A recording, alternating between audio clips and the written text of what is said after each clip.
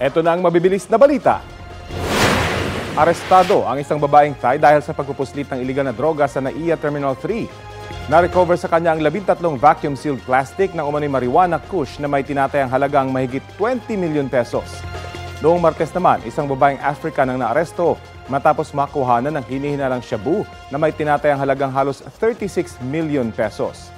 Hawak na ng mga otoridad ang dalawang suspect na walang pahayag. Inaresto ang isang lalaking nahulihan ng baril at granada sa barangay Balintawak sa Lipa, Batangas. Tinangkaraw ng suspect na ipuslit yan sa isang sabungan doon. Nabisto siya at may tumawag ng mga pulis kaya siya nahuli. Inaalam pa ang kanyang motibo. Sinusubukan pang kunan ng pahayag ang suspect na mahaharap sa kaukulang reklamo. Kapuso, alamin ang maiinit na balita. Bisitahin at mag-subscribe sa GMA Integrated News sa YouTube.